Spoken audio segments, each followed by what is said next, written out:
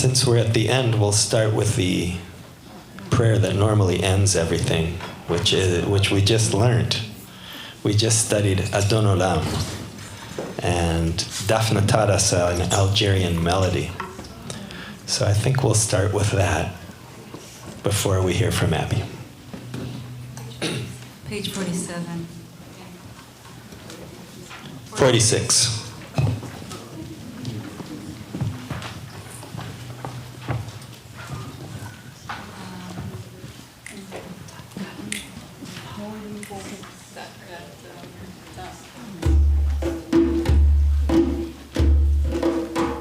It has a feeling of a call and answer. It has a feeling of kind of circle kind of melody, and it will be very clear.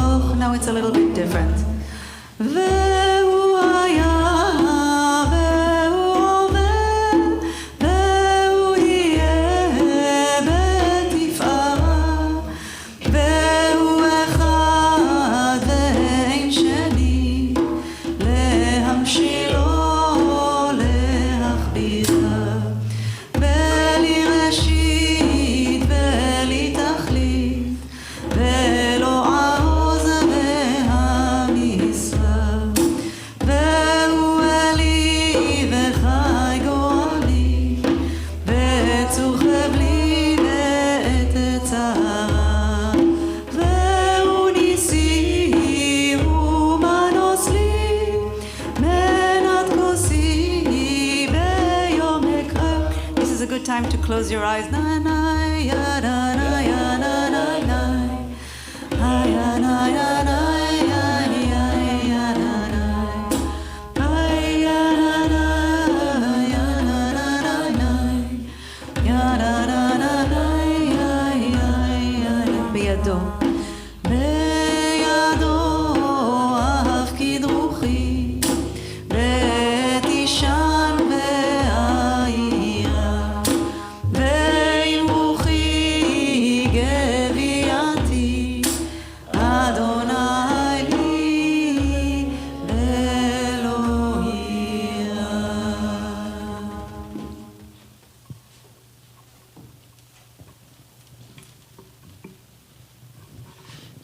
Before we invite Rabbi Abby to the Bima to share her story with us, I'd like to invite Susan Myers, who's got some thank yous, where all of us at the shul are feeling very grateful to all of the people who have made this day and these 10 days possible. So we wanted to express our gratitude. So this is a bit of a long list. And as Misha said, we are so grateful for everyone here. Just going to go through everyone's names, and please forgive me if I forget anyone. Just shout out your name if I have. But, you know, there's a famous line, it takes a village. And this is an unbelievable community for everyone who's here. So it's a bit of a list, but here we go.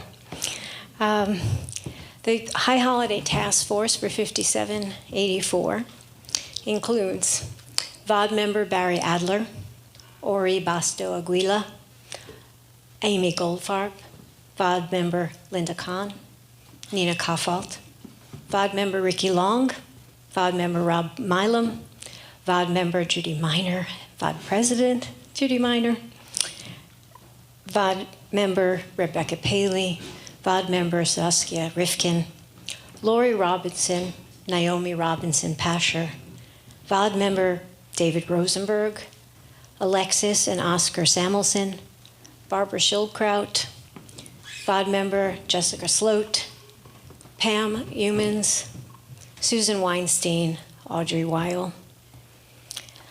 We've said the names a couple of times, but it's never, ever enough to thank these extraordinary, extraordinary musicians. Jonathan Gutfeld, our music director, Daphne Moore, we're so blessed to have you with us. Frank London, also blessed. We're blessed to have all of you. Donna Hertz, Saskia Lane, and Yuval Leon. We have an incredible tech crew. Unbelievable. I've heard from a couple people who are on Zoom that they felt that they were looking at live from the Met. It was that good quality. And I really, really can't thank them enough. Jacob McCoy, our videographer for a good number of years, and James O'Connor, his camera person, amazing. It's absolutely amazing. Rob Myers, who I know a little bit, our projections, and the team from Minerva Audio and Visual, who this year did all the lights and sound. Just incredible. Dennis is up there. Scott was here before. Thank you for everything. We also this year had an incredible children's program, and I'd like to thank all the teachers and the assistants. Arnan Raz, Yotam Ben-Or, Avia Hernstead, Eli Gordon, and Matan Schulman helped, and I think we know who he's related to. Throughout the year, I also have the incredible joy and privilege to work with Itamar Dotan-Katz, who is just an incredible partner in crime, as we say, but also an incredibly gifted, talented photographer, and we're so lucky to have him. He's joined today by Nicole Hutzel, who, as he's taking over projections, she is also an incredibly talented photographer, and we'll be taking some photographs tonight. Some support crew, and also, she's not here, but I really want to thank incredibly dedicated, long service of Jean Teuteberg. So thank you, Jean. She's on Zoom. There's been a number of people also just like volunteered, helped, schlepped, a lot of schlepping. Jonathan Myers, Jeremy Myers, Daniel Myers. They might also sound familiar. And Maddie Kaplan. And then finally, a very, very special thank you to our extraordinary special guests, Rabbi Abby Stein, Erica Sasson, Reverend Terry Solomon, Martin Reckhouse, and finally, to everyone at VCS, and to Allison and Craig Schlanger, who helped us secure the space this year. Toda rabah to everyone.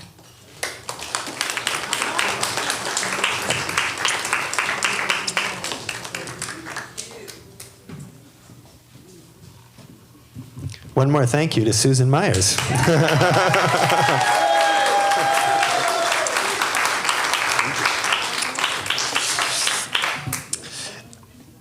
I'm happy, proud, excited, a lot of things to invite Rabbi Abby Stein to Rabbi Abby Steen. Rabbi Abby Steen.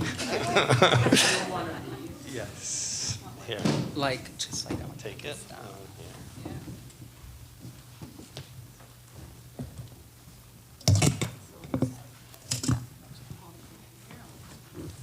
I just want to put this down. Yeah, of course.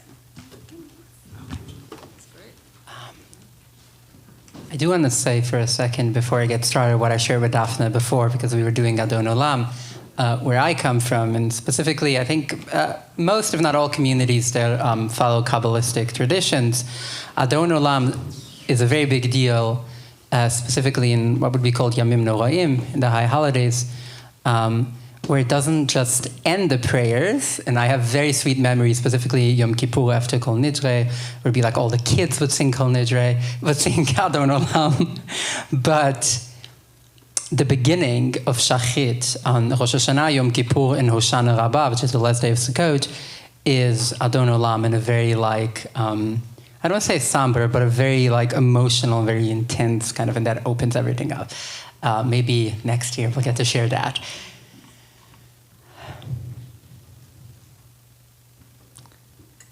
Here's how I like to start things, because then I will get you all wondering for a few seconds. Atu iftaltu enoish meiroish, vatikereu lamot lefonecha, ki miyomar lach matifal, ve'im yitzdak, ma yiten lach.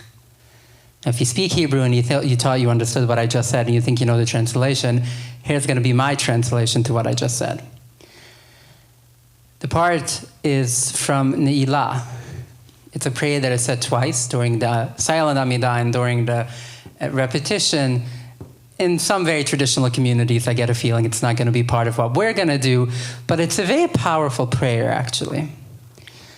Even the traditional kind of explanation to that is that we say the vidui, the part where we say all our sins throughout Yom Kippur so many times, and then when it comes to Neilah, we only say a very small one, and then like two long pieces that instead of like being as beggy as the rest of like Yom Kippur prayers, this one goes a bit more, like the first part is like Ata noten yad laposhim, which is basically like, you love criminals, kind of like it becomes very defiant.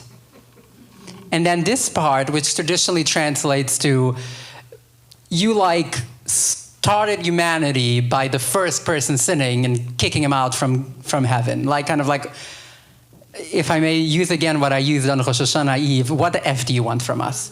It gets to this point where we're in the Neilah, we're like, okay, we have been very nice the whole day, we told you all amazing things, and we have had it.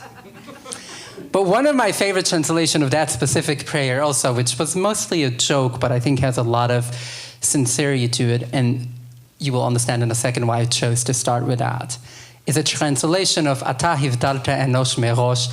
You have separated human beings from our heads. And then you told us, come stand before me. Wherever we think about the king or the boss that we had on the first evening of Rosh Hashanah, or God, or divine, whatever you relate to, this is a point where we're like, what do you want from us? We're human beings. You literally created us in ways that we're separated from our own heads. We don't know what we're doing. We don't know what's happening. What do you want from us? And yes, the translation is a bit of a joke, but there's also a lot of sincerity to it in the Neilah prayer. It's not by mistake that if you look in the Machzor, even in a very traditional one, like in this one, this is just Yom Kippur alone. That's not even Rosh Hashanah. That's how much prayer there is. Neilah is the smallest prayer. It's the shortest. It gets to a point where we feel we have had enough. We don't, like if everything we have told until now is not enough, I give up. I was told to tell my story. For good reason, I would say. Hopefully, this is like the second time I'm talking to you all out of many over the next year. And I think it's good to have a sense of who I am. But also at the same time, I have 20 minutes. And I literally wrote a book that only covers a small part of my life, and that was a full book already. And there's several more. So like, I'm not going to touch everything. I'm not going to cover everything. But what I want to do is try to focus, give you all a sense of where I come from, kind of a bit of that story, and then bring it home to this idea of what it means, first of all, for me today, if I may be personal for a second. Well, I'm going to be personal for the next 20 minutes, but specifically being and standing here in front of you, standing in front of a kehillah, standing in front of a synagogue on Yom Kippur, is something that is extremely powerful, but also something that 10 years ago I swore I would never do again. Yet I managed to improvise in some, what I would say are very beautiful ways, if I may say so myself. But I mean it. And I think, let me start by saying I don't think I'm special, seriously. I don't think I'm unique. I think what people would call a before and after photo, have you ever seen those online? Mine are a bit more intense than most people's, you know? Most trans women have before and after where you see like someone presenting male and then you see someone presenting female and you're like, here's before and after. A lot of people grew up where I grew up have like a before where they present very almost stereotypically religious and then present secular.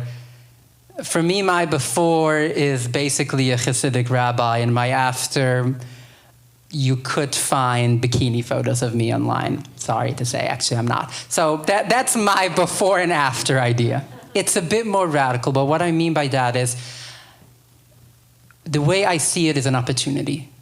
It's an opportunity to lean into something that is visually very appealing, and to tell everyone that whoever you are, whatever you are, there's ways to improvise and find your place in whichever way that is.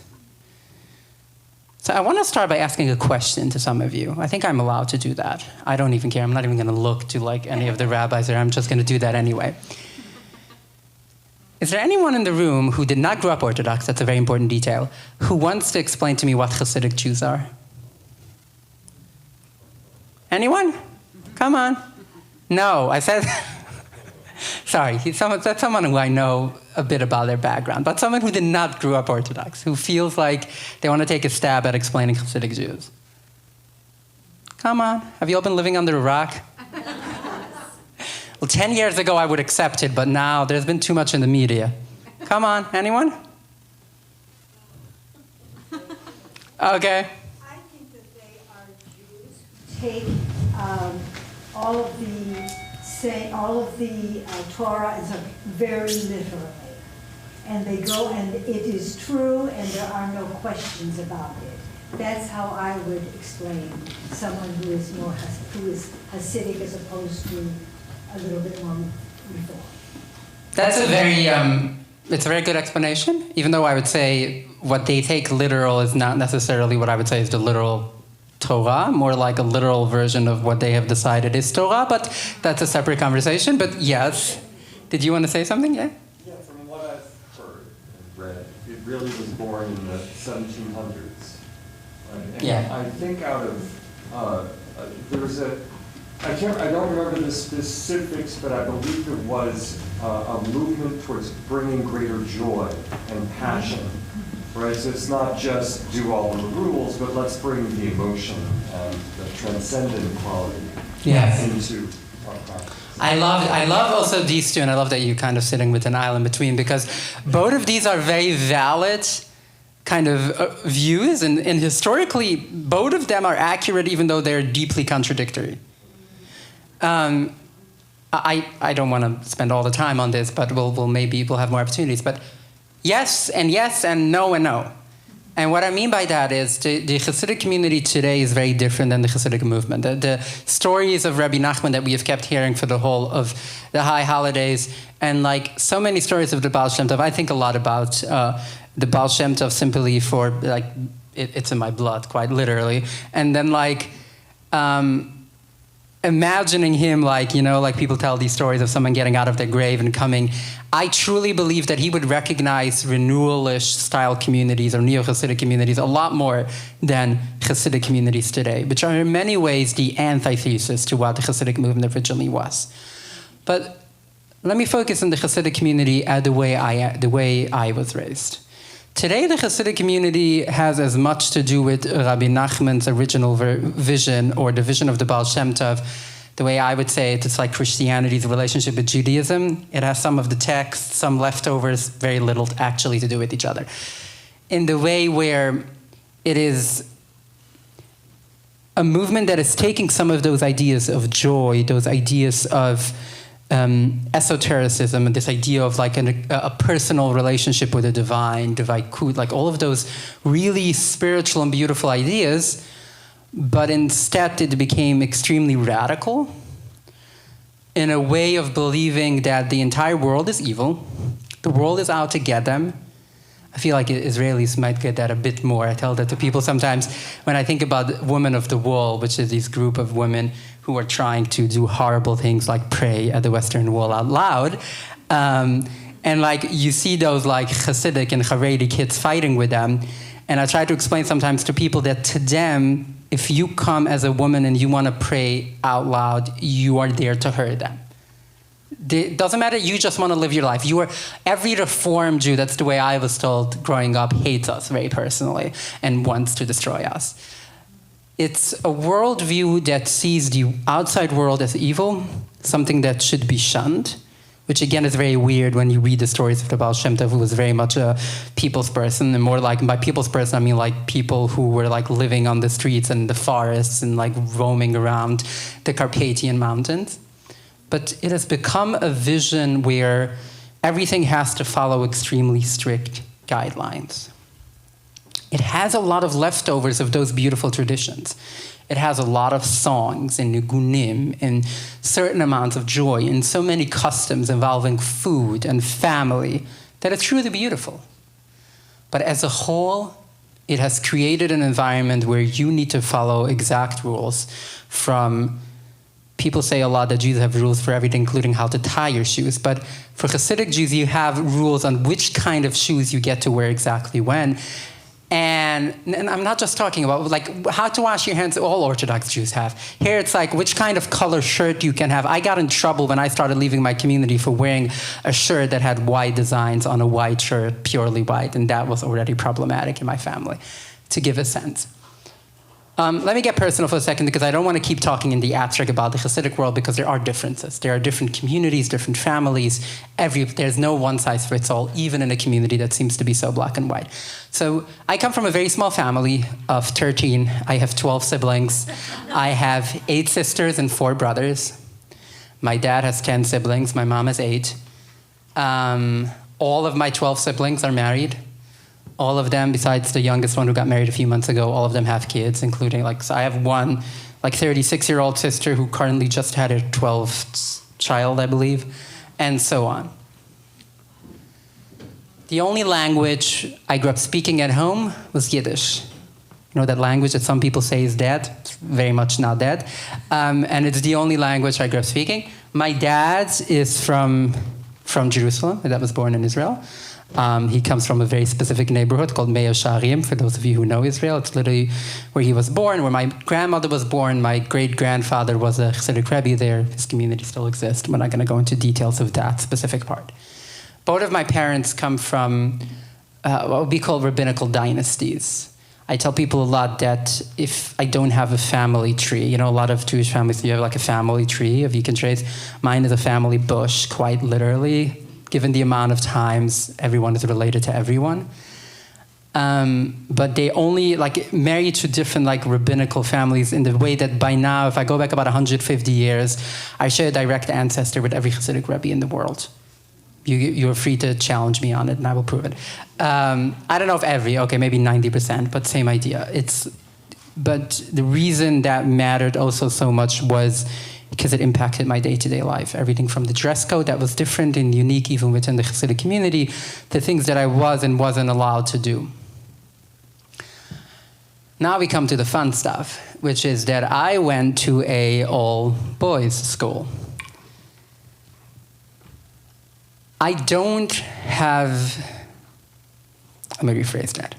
I think a lot of queer people, and I know there's some in the room without pointing anyone out, a lot of people who are members of the LGBTQ community could identify moments of like an aha moment, a moment of awakening, a moment of being like, hey, I was told I need to be dating men, but I only want to date women. I was told I'm one thing, but that's not actually accurate. I kind of almost have like an opposite realization where I remember thinking at around then, well, first at age 2 and then 3 and 4, that like somehow everyone thinks that I'm a boy. It's weird and it's hard to pinpoint, and I was a 4-year-old child, so I don't know how much of it is real, how much is if it is in my head, but I very clearly remember never aligning with that. In a weird way, though, the fact that I was being raised in an extremely gendered community, I say a lot, and I'm not saying this easily, but as far as I'm aware, the Hasidic community, the one that I was raised in, and I'm not talking about everyone, I was raised in Williamsburg, in Brooklyn, which I know is literally, 5 miles from here or less. I might as well was a different like universe, but the community I was raised in, as far as I know, is the most gender segregated community in the world. I'm not aware of any community anywhere in the world. Like I'm talking like my grandparents' Shabbat dinner when there was only immediate family. I mean like my grandparents, aunts, uncles, and cousins, men and women sat in separate rooms at a like Shabbat and holiday dinner. And I can go on with everything. But in a weird way, that actually helped me because it was very clear to me where I do and where I don't belong. where in a weird way, like I've had these conversations with some friends. I remember in college specifically, I had a friend who grew up in, her parents were part of these like 60s socialist, countercultural, like kind of like hippie Jewish communities that like the Chabura movement came out of. For those of you who might know a bit about that. And they were telling me that they had trouble figuring out their gender identity because it didn't matter. They grew up, like, and they are in many families and communities, but for them, honestly, in their it didn't matter. No one cared how they dressed. No one cared what they were doing. And they were like, in some ways, that was so much harder. For me, it was very clear. Like the mechitza, the wall separating men and women, was very clear in every way. I remember, and I think I want to touch on a few more details that I think are important to get like the story, and then I want to kind of talk about the improvisation part. The first time I got kicked out of school, well, of class, and I wasn't school. I got kicked out of 3 different Hasidic schools, just for context about my life. And none of them were for like setting anything on fire or doing drugs. They were usually for other kinds of trouble. But the first time I got kicked out of class was in 8th grade because I questioned the validity of Talmudic teachings about how to see demons. If you're curious where that is, I can talk to you later where exactly to find that. But there's in one part of the Talmud, like there's a recipe of how to see demons, for example. And I asked my teacher if I can try it at home. What's going to happen? But in his defense, it was not an innocent question. It wasn't like, oh, can I try it? Is it going to work? It was more like, can I try it? Hey, we both know this is not going to work, right? But that started putting me on a path of questioning everything. I would say what pushed me to that point to question, like, is the Talmud actually real, came from a point of view of, I've been told, it's like you said, I've been told that everything in the Talmud, not just in the Torah, everything in the Talmud, everything that the rabbis have said is exactly accurate, and the world is 5,784 years old, not a day older. And like everything is exactly as we're told, but then those same people told me I was a boy, so I knew that those people cannot be trusted. So I might as well, why not question everything? And that kind of led to a long, long journey. One of the medieval rabbis who truly, totally, basically made me an atheist is a rabbi by the name of Ralbag in Hebrew. Gersheneries in English, if you don't know who he is. That's quite intentional by a lot of people who like pushed a lot of his teaching aside, but he was mostly accepted, even as accepted to this day, though his commentary is not always studied. But he says stuff like doesn't believe in miracles. He believes his idea of God is what philosophers today would probably call the watchmaker God. I'm sorry if I'm dumping a lot of terms on you. You don't need to understand any of that for the story. But point being, all of that put me to a point when I was around 15 where I felt like I'm done with everything. This is all BS. This doesn't matter. I'm going to leave. And then I met a Kabbalistic rabbi from Jerusalem who started telling me about Kabbalah and how like studying this is going to help me a lot. And like I was at the point I'd already studied a lot about evolution, which is something I wasn't told. Oh, I almost forgot. I've only been speaking English for 12 years, as in like I didn't speak any English growing up whatsoever. And my education, my general education consisted of like a 3rd grade level English and math, and that was about it. No, I didn't have any science or history or social studies. That was not part of my education ever. But I managed to get my hands on books. And at this point, and he was like basically telling me all these like Kabbalistic teachings, how like God was creating worlds and destroying them, and that's like the reason for all like evolutionary explanation, trying to basically tell me that Kabbalah is going to save me. And it did for about 4 years, but I got very into Kabbalah, which weirdly enough comes in very helpful nowadays. And during those 4 years that I was what I call high on mysticism, I managed to get engaged and married and have a son who is now 12. And then kind of all came crashing down with my son's birth. I don't know how many parents are in the room. Any parents in the room, right? Have any of you ever did it ever cross your mind that you're going to fail as a parent? If your kids are in the room, you don't have to raise your hand. But I know that I would imagine that many of us have had that thought. And for me, like that moment of having a child and then starting to think, I have no idea who I am. I don't know if I believe in any of this like extremely intense life that I'm living. Gender was a very big deal. I remember that moment of like standing outside the delivery room. I wasn't supposed to be in the room for like religious reasons. And then the doctor coming out and saying, it's a boy. And me going, are you sure? which was a very intense moment. And also the doctor looked at me like, what is wrong with you? But this was 2012. It was a very different world when it comes to those things than even today. But that was kind of, for me, a breaking point. That's the point where I stopped being observant. There was a period where I was in the closet, as we would call it, but not in the queer LGBT sense, and that one as well. But it was like a double one, also like in terms of religion. Slowly left, went to college, started college in the fall of 2014, and then I came out in 2015. Oh, one other thing, in 2011, a year before I left, I got smicha, which is like getting ordained as a rabbi. We're running out of time, so I don't want to go a bit longer. Yeah, okay. But I think this is hopefully like giving you a bit of a gist of where it was coming from. But I want to get to the kind of like Judaism today, not just talking about the past, but also about the present. I did grow up with a very intense form of Judaism, also in a positive way, not just in a negative way. It was very rich. It was a kind of Judaism where everything, every minute of every day, was controlled by Jewish law, but also had meaning. And that is the important part to me. When I left for a while, I said, I'm done with everything. I remember it was in 2013 on a Thursday night. I was hanging out with some friends, and someone served chalent, which is something don't get me wrong, I still love it to this day, but I had this visceral reaction of pushing away the plate and being like, no, this is too Jewish, I can't eat it. Which I know, like, some people probably think that chalent is really unhealthy and very heavy, which I'm so sorry for you, but that's not the case with me. It wasn't that I don't like it. It was, I can't do this is Jewish. Or like what I mentioned in Rosh Hashanah, where like my idea of Yom Kippur, my first year after I left was getting as many parts of a pig I could possibly fit on a menu and eat it. Don't get me wrong, there's nothing wrong with that. If you feel like your Yom Kippur has meaning by eating pork, please do that. That's not the point. But I was really at a point where I'm like, I never want to go to synagogue again. I never want to have anything to do with Judaism again. And then started to realize that there's a lot of beautiful parts that I like. I went on a journey. I would say it took 10 years, but that would be a lie because I think it will take 100 years. I don't know how much I have left. But it is a constant journey where I feel lucky to be able to tap in to some of those richness, to some ideas that I love. People ask me nowadays a lot, what is your favorite parts? And like, some of my favorite things are the Jewish life cycle, well, life cycle as well, but specifically year cycle events.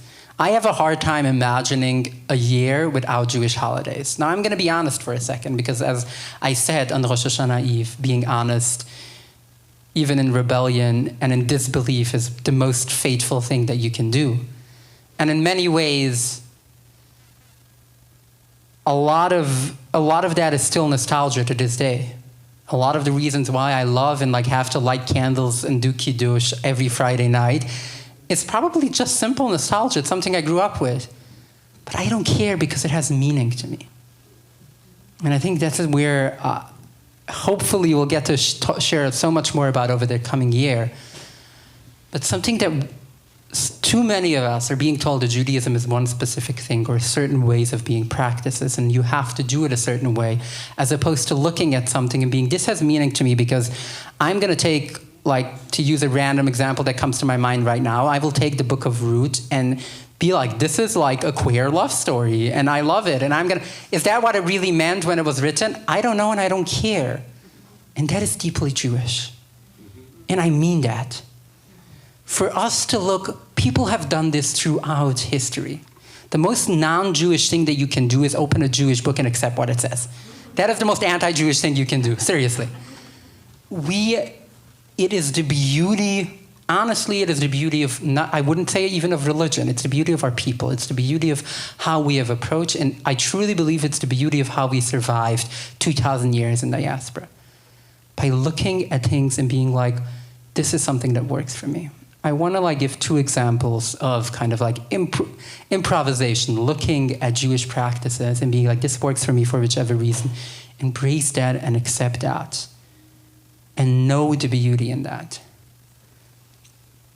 In 2014, so I want to mention, I'm going to talk about addiction. Is anyone who doesn't want me to talk about that? Is it okay for me to talk about that? Okay. Starting when I was still in yeshiva, when I was still like in this like religious boarding school at age 15, and then getting more and more intense all the way up to 2014, I was abusing a lot of alcohol and pills, opiates. And it was for a very obvious reason, trying to run away from myself. I will say as a general rule that never works in long term, but it was the thing that kept me going, and it was mostly because of my, like, at that time I couldn't stand my own body, I couldn't stand myself. And then, it was December 19, 2014, a day I probably wouldn't forget ever, is when I became sober. So I've been now sober for coming up on 9 years. But you would think that was a good moment, and maybe in long term it was, but short term it was really harsh, to the extent where I couldn't cope over the next, because I didn't come out yet, I wasn't transitioning yet, I wasn't living in a way that would make me feel any more comfortable, and I was going through a really hard time. And I remember a period when I was in college, I was living at a co-op, which meant there was food always that I could just go to the kitchen, take up to my room, and I would just go like weeks without talking to a human being outside of class or outside of ever doing anything normal, and I needed something to ground me. And then I was thinking, what is something that I like? What is something that I can do at least for a weekly moment? And I'm like, I love candles. And somehow this random idea of like when the week ends and the weekend begins, maybe I should light candles. Totally my idea. No one ever thought of that before. And I started doing that. And I can now say that for over 8 years, I haven't missed a week. And I have been for Shabbat on 7 continents. Not 6, 7 different continents. And in each and every one of those, I took along candles and made sure to light. But I didn't do it for anything Jewish, or so I thought. I did it because I needed something to ground me. I needed something that once a week told me that now it's a different moment. Now the week has ended, you light candles, you do something for a meal, you do something like, for me that meant either going to a service, having a meal, going out with friends, or going to watch a movie, or going to a bar or a club, it doesn't matter. I have to do something that I probably wouldn't do on Tuesday night, something that is different. And it literally saved me. And I know now I'm starting to sound like a Chabad rabbi who's coming up here and telling you that lighting candles on Friday night could save you. But I'm not trying to tell you that. What I'm trying to tell you is that if you see a custom that has meaning to you, even if it doesn't feel Jewish enough, even if it doesn't feel like it's a traditional, it doesn't have to be lighting candles, which we have literally been doing for 3,000 years. It could be something totally new. But if it has meaning to you, that is the most, at its core, the most Jewish thing. Because when I think about it, one of the many reasons of Kiddush and lighting candles on Friday night is exactly that. In the most traditional sense, it's make a short stop. But it's just one of many examples, and I promise, given that I will be given those opportunities over the next few months, I will share a lot more of those. Because I imagine there's some of us who are a bit hungry, and I don't want to keep anyone. But I wanted to give you all a base that if we're hopefully going to work off of, but also if you're going to take away one thing, you can take any of my cheesy statements that I said if you really want to, please, yeah. If you want to read my book, I'm not going to post that. But the most important part is that I want you to understand that if there is something that has meaning to you in your life, if you see a random custom, you listen to an Algerian tune, you hear a custom that some people have a custom to eat a specific thing on Friday night, it has meaning to you, take that. And it is at its core the most Jewish thing that you can do. Finding a custom, I see Jewish minhagim, Jewish customs, and even tefillah, not as something that is set in stone, but rather something that is a recipe. Something that is like, here is your basic idea of how you can do a weekend. You are allowed to play with the recipe. Frankly, some of the best recipes are people experimenting and figuring out that mixing 2 random spices is actually good. It could come out something beautiful. I think I don't know if we're going to still have time for like 1 minute before the end of the service. If there's time, I want to like bring this in for a full landing. But for now, if you take away one thing for this Yomim Nogoim, from these days of awe, from these high holidays, from what you heard me say. There's a lot of other people who said amazing stuff. Take them as well. But from me, take that your ideas, your improvised custom in minhag, in halacha, is just as powerful as something that's written in the Torah. There, I said it.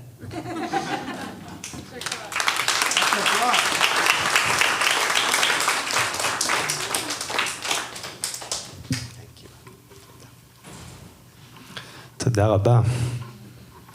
תודה, אבי.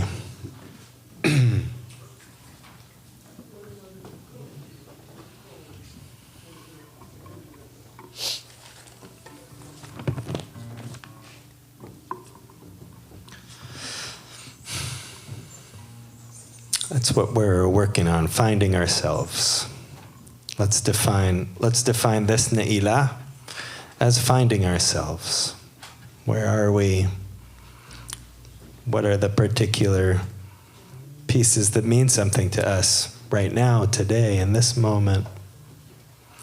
Let's see if we can find ourselves. Shortly we'll open the Ark and we'll begin our Neilah service.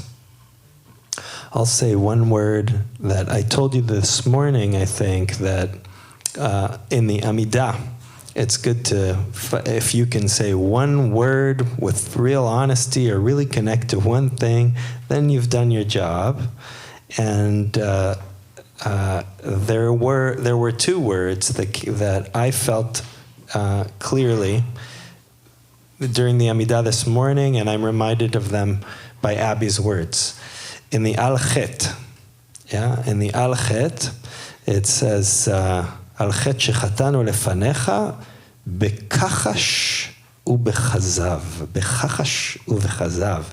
Kachash is denial. Yeah, we deny. Ani makchish, I deny. Yeah? Somebody comes and tells you did something wrong. No, I didn't. No, I didn't. Definitely not. Right? Kachash. So we're constantly in this mode of denial, right? Now, the interesting thing about kachash is that in Hebrew, there's another word called, that you could say is like kachush. Kachush is like gaunt. Very, very unnaturally skinny. Yeah? The more you deny, the more gaunt you're going to become. So we should think about our denial, and we should think about what that does to us. And the other word is kazav. Kazav, you can try saying that, kazav. Kazav is a lie or an untruth. And where are we lying? Where are we lying? Where are we telling ourselves nonsense that is not true? Holding up all kinds of ideas that are not true. Where are we doing that? And what happens when we do that? Same thing with the Hebrew. Kazav is a lie. Nachal achzav. Yonatan, ma ze nachal achzav? When it's only, the water is only running in the winter, and in the summer it's dry. It's a river. Nachal achzav is, when it rains, the water flows through it, but it doesn't rain much in Israel. Most of the time, like Yonatan saying, in the summer, there's no river there. There's no water. It's a dry, the mechanism is there for a river to be, but it's not flowing. That's what happens to us when we maintain these lies about ourselves. So I think about those words now with after Abby's description of finding herself in that beautiful way, and and we're going to start with a song in English that we did earlier today. Saskia's going to lead us, and then we're going to get into Neilah.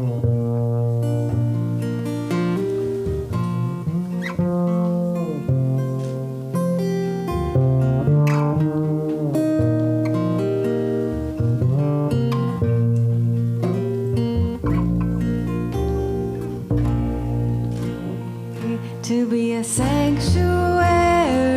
Yes, please sing with me. Pure and holy, tried and true.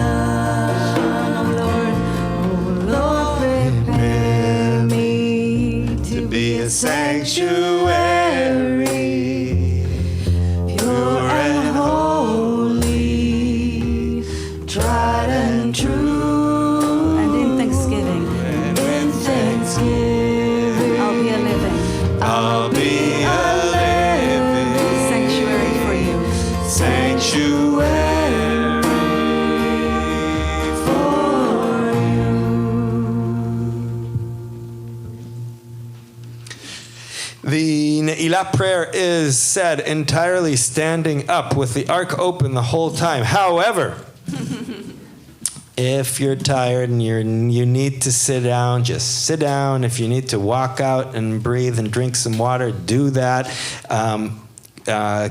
Our bodies are our sanctuaries. Let's take care of them.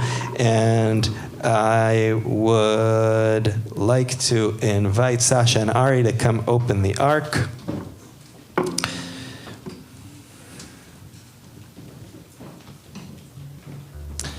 And I'd like to invite Barbara Nevins Taylor to open our gate.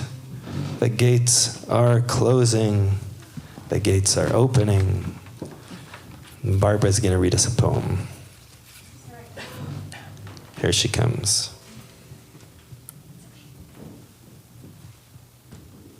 Thank you, Rabbi. Hi. So, open the gate.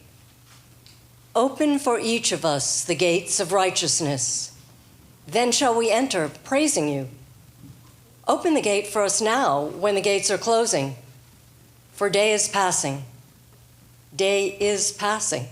The sun turns home. Let us come into your gates. Please spare. Please forgive. Please have mercy. Please forget. Please forbear. And please absolve. Help us overcome sin and wrongdoing.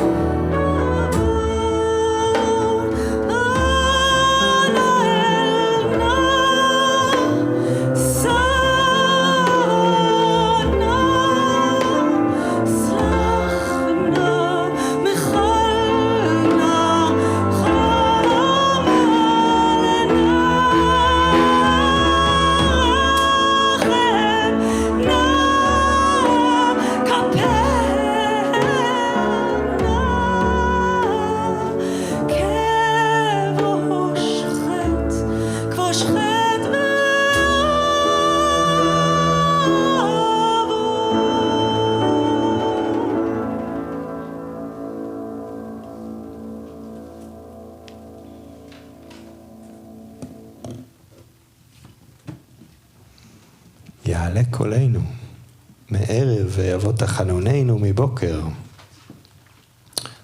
Gutfeld, do you want to kick us off?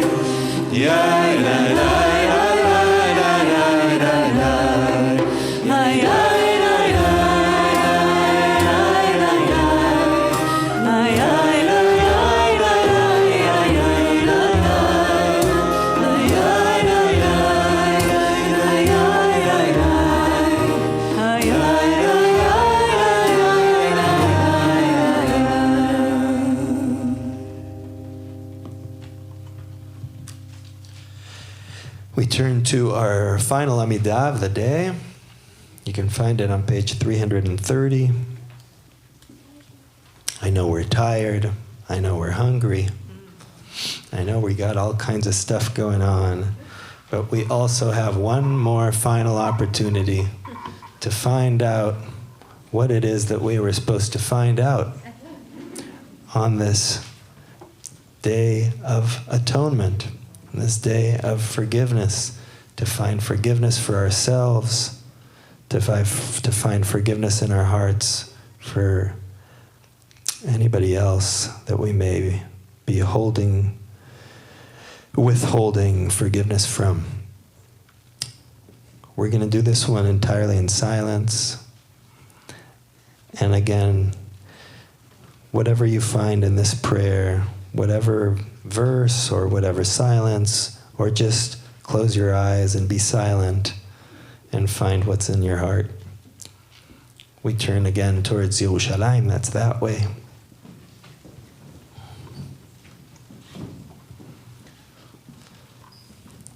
Adonai, sefatai tiftach ufi yagid tehilatecha.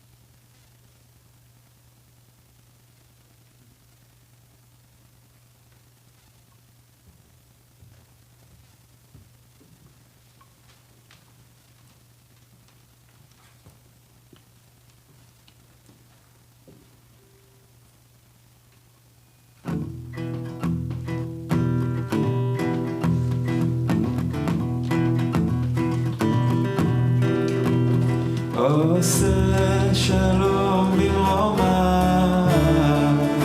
הוא יעשה שלום עלינו ועל כל ישראל ועל כל יושבי תבל. ואמרו אמן. עושה שלום במרומיו, הוא יעשה שלום עלינו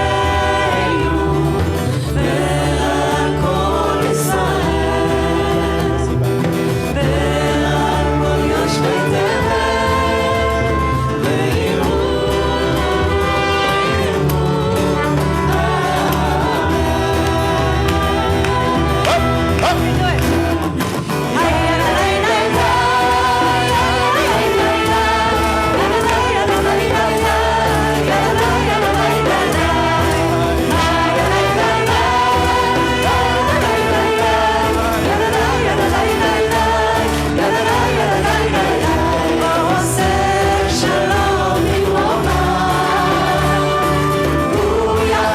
שלום עלינו ועל כל ישראל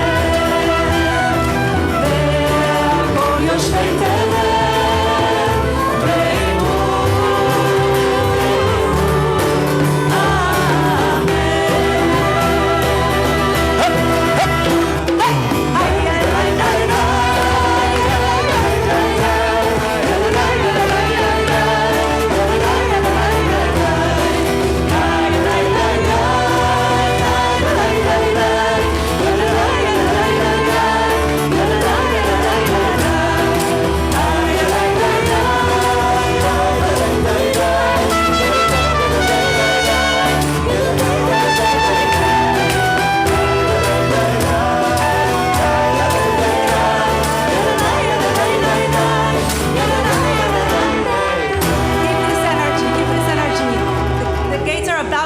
but we're gonna bang, and we're gonna keep the energy up, okay? We have a lot of energy up still.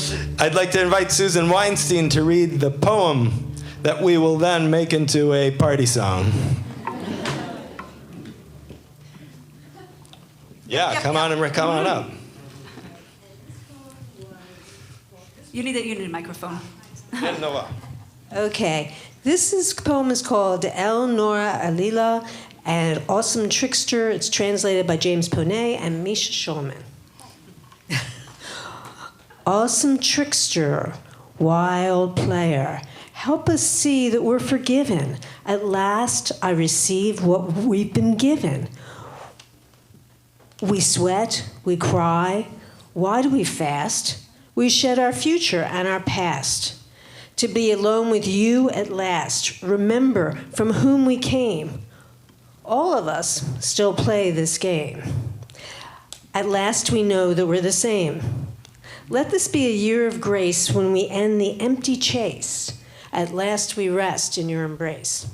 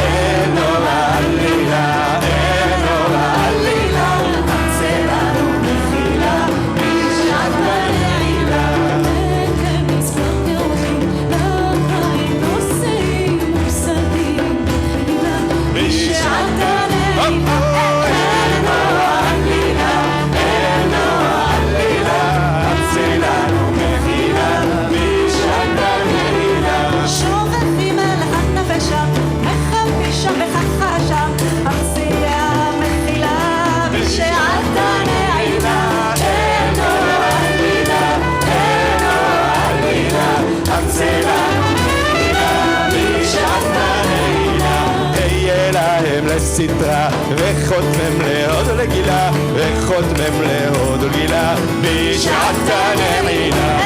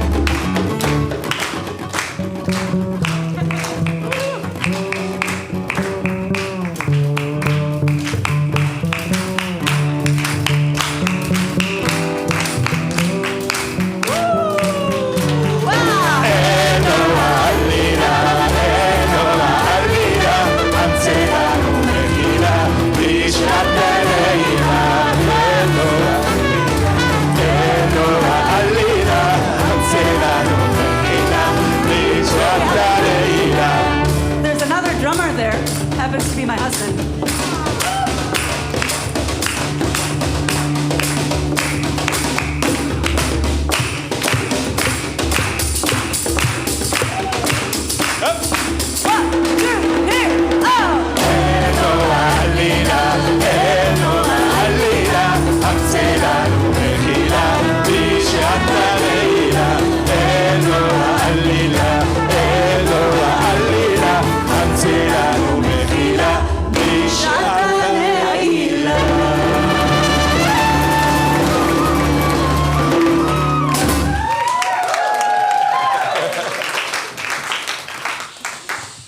What's next, Misha? What's next? Gonna be Okay, people. Neilah is the highlight. Here we go. Highlights. Page 444 if you feel like opening your books. Otherwise, just let's say the 13 attributes of God, of compassion. Now together, Adonai, Adonai. Here we go. Adonai, Adonai, El Rachum V'Chanun, Erech Apayim V'Rav Chesed V'Emet, Notzer Chesed La'alafim, Noseh Avon V'Pesha V'Chata V'Nakeh, וסלחת על עווננו ולחטאתנו ונחלתנו.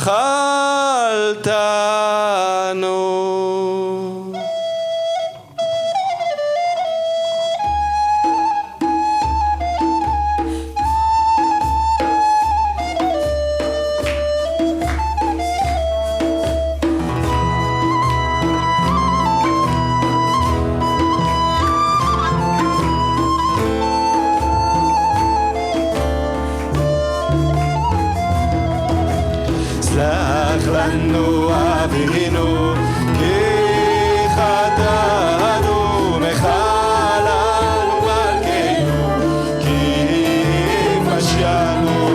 סלח לנו אבינו כי חטאנו, מחלנו מלכנו כי פשענו. כי אתה אדוני טוב וסלח ורב חסד לכל קוראיך. כי לילה ידה לידה ידה לידה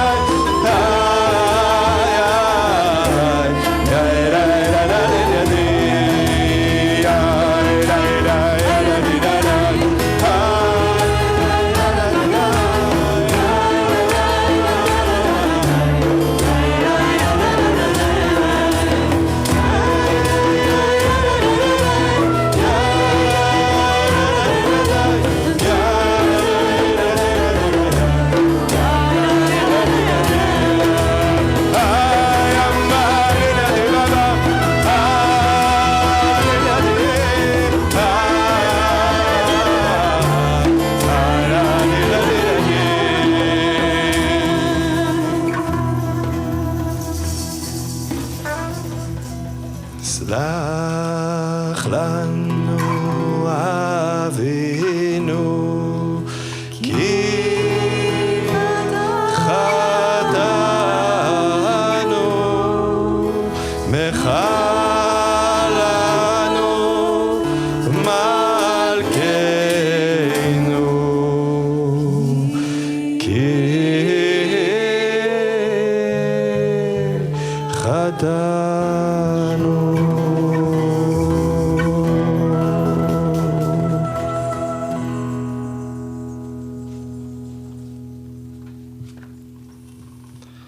We just told God to forgive us. Now we have to explain why. That's the next one. Ki anu amecha. Page 446 if you will.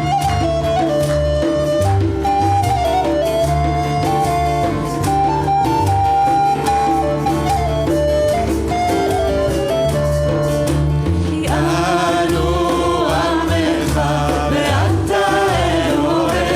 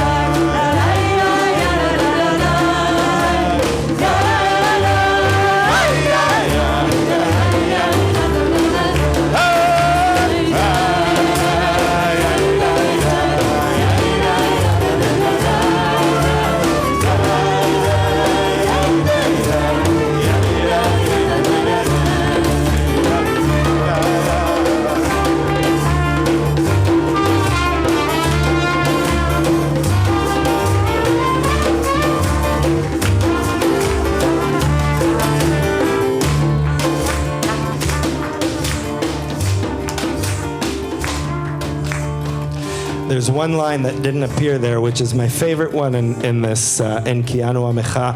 It's this. Anu ma'amirecha. Say that. Anu ma'am. Ve'ata ma'amirenu. Oh, there it is. Anu ma'amirecha ve'ata ma'amirenu. You, we, Anu ma'amirecha. We are those that you raise up, O God. And you are the one that we raise up, O God. Anu ma'amirecha ve'ata ma'amirenu.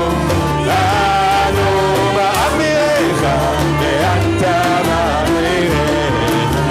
Hai, hai, hai, hai, hai, hai, hai, hai, hai.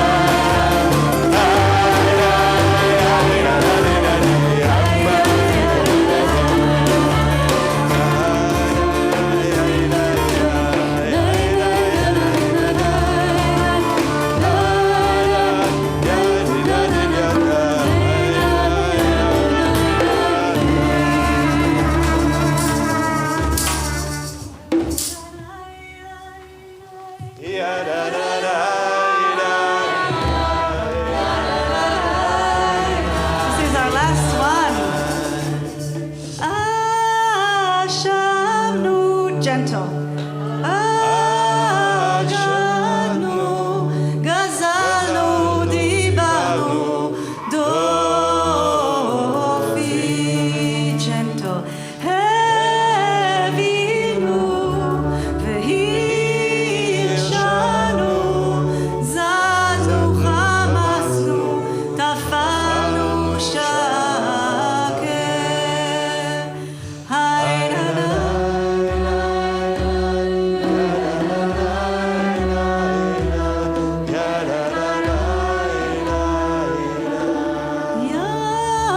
Yatznu, kizavnu, latznu, maratnu, niatznu, sarnu, avinu, pashanu, tzarnu, kishinu, hai, na, na, hai, ya, ya, na, na, ya, ya, na, na, rashanu, shichatnu, ti'avnu, ta'inu,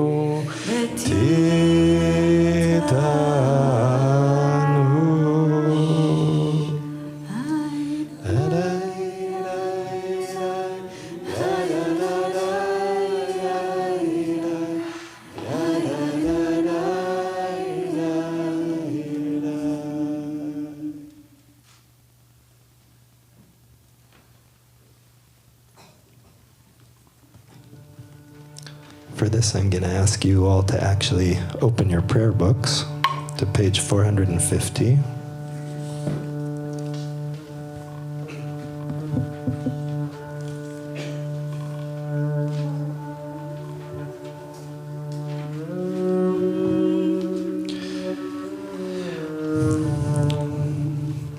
We'll say a line in the Hebrew, and you guys can say the line in the English on page 451. They correspond.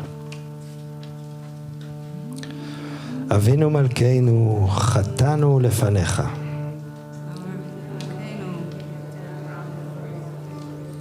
Avinu Malkeinu, en lanu melech, ela ata. Avinu Malkeinu, chadesh aleinu shana tova.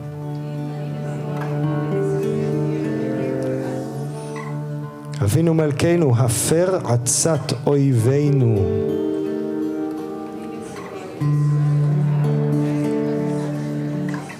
אבינו מלכנו, כלה דבר וחרב ורעב ושבי ומשחית מבני בריתך.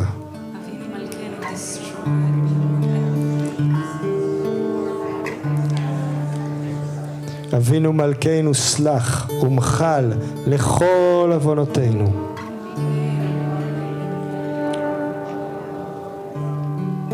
אבינו מלכנו, החזירנו בתשובה שלמה לפניך.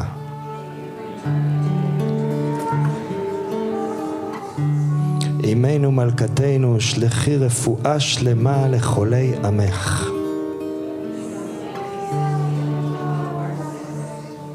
אמנו מלכתנו, חותמנו בספר חיים טובים. אמנו מלכתנו, חותמנו בספר פרנסה וכלכלה. אבינו מלכנו, חותמנו בספר זכויות. אבינו מלכנו, חותמנו בספר סליחה ומחילה. אבינו מלכנו, חמול עלינו ועל עוללינו וטפנו. אבינו מלכנו, פתח שערי שמיים לתפילתנו. Open the gates of heaven. אבינו מלכנו, עשה למען באי ואש ובמים על קידוש שמך.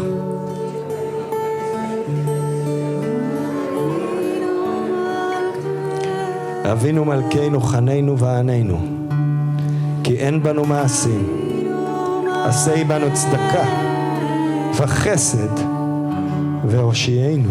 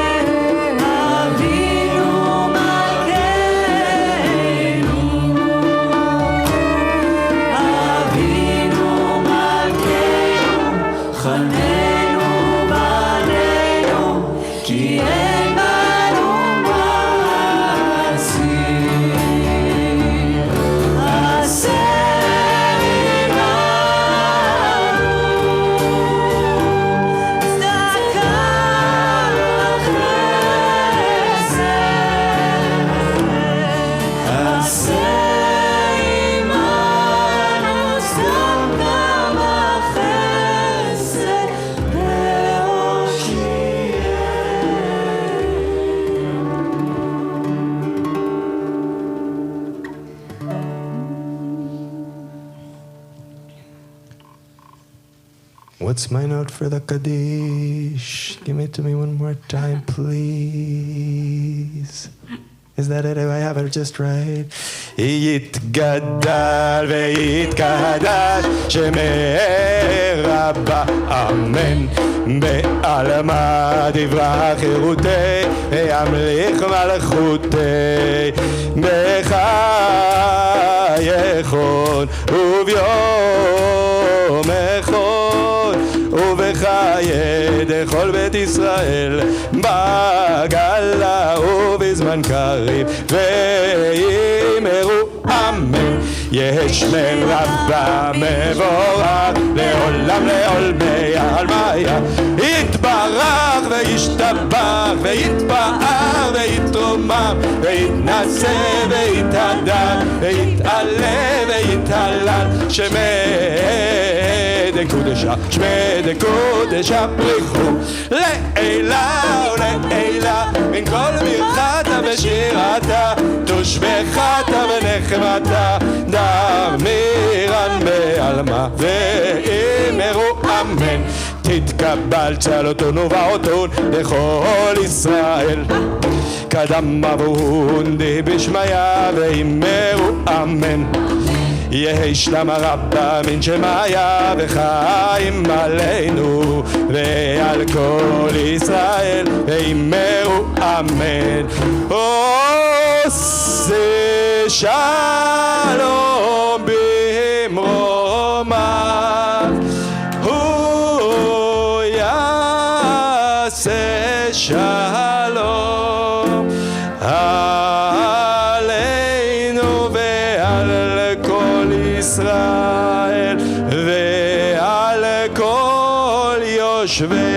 תהווה ואם אמרו אמן Amen.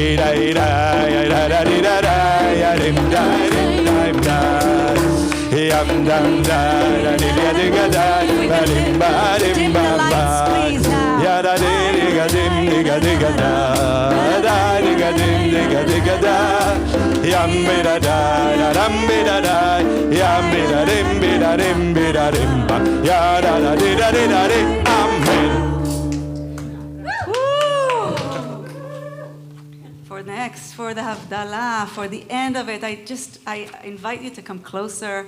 If you're really in the back, just come closer.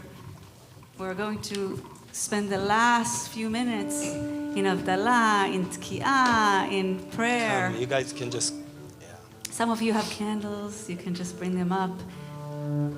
come on up, everybody.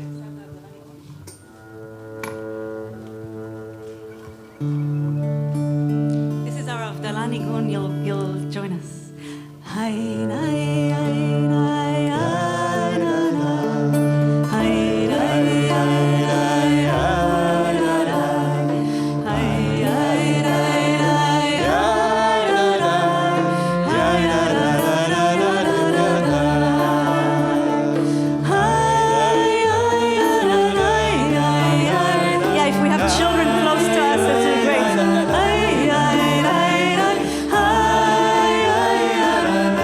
We need the table as well.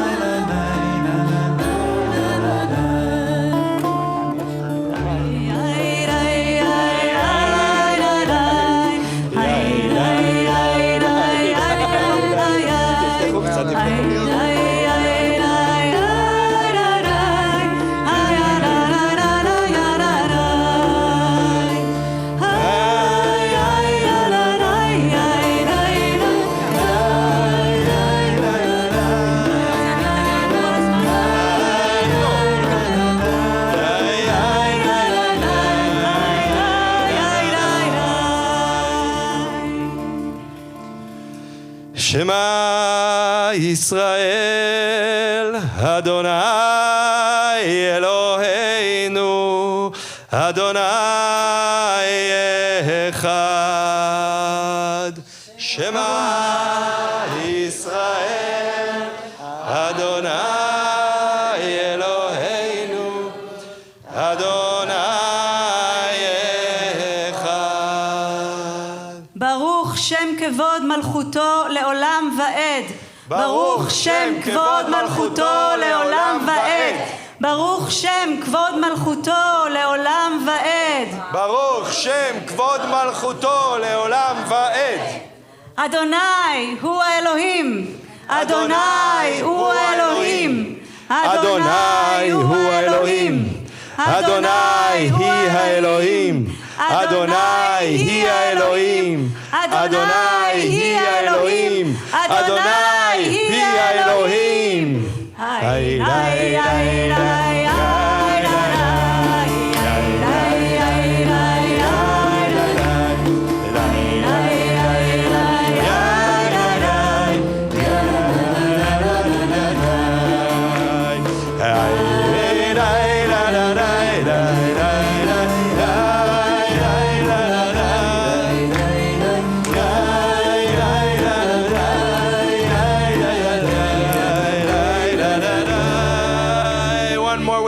For Abby, she's carrying hers. Die, die, die, die,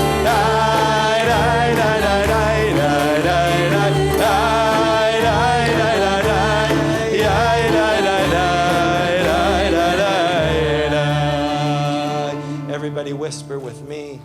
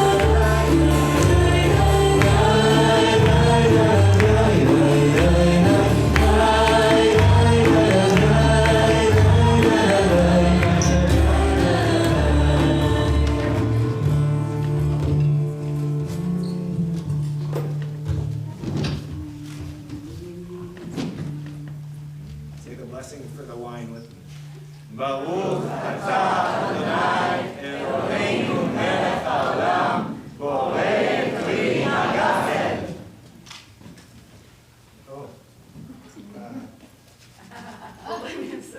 These are our besamim. You gotta pass them around. Or grab a few. And in the meantime, let's sing one more round.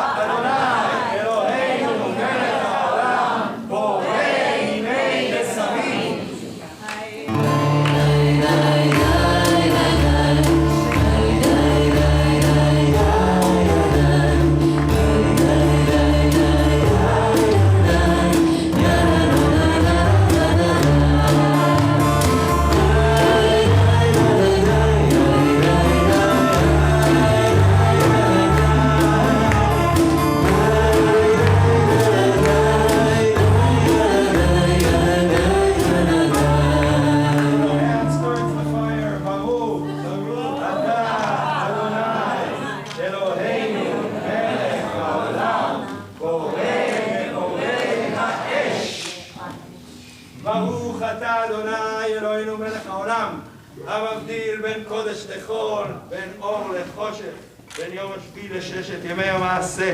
ברוך אתה אדוני המבדיל בין קודש